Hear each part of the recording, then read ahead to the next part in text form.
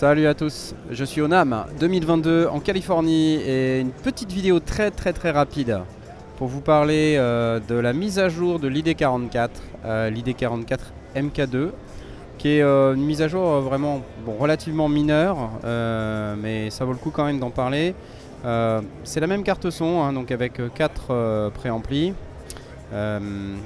avec des 48 volts par tranche, donc Phantom Power. Pas de moins 10 dB, filtre passe haut, activable, désactivable par tranche. L'accès direct au software qui s'appelle ID, le logiciel pour gérer l'ID44.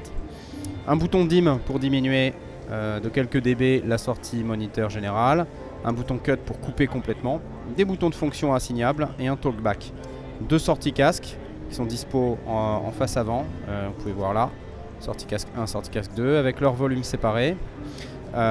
Les entrées guitare qui sont sur l'avant. Voilà, donc ça c'est pratique pour les guitaristes. Ah oui, à noter qu'il y a aussi une sortie mini jack là, casque hein, sur la sortie 1. On va regarder un petit peu l'arrière pour que vous puissiez voir. Mais donc on a, c'est comme l'autre, hein, USB-C, alimentation, un interrupteur, ça c'est quand même pas mal. Les entrées-sorties à date, vous voyez, il y en a 2. Donc évidemment, en fonction de la fréquence d'échantillonnage que vous avez, ça diminue, ou ça augmente le nombre d'entrées-sorties à date. Word Clock Output, ça c'est pour synchroniser de manière professionnelle. 4 sorties, donc 1, 2, 3, 4, voilà, comme vous pouvez voir ici.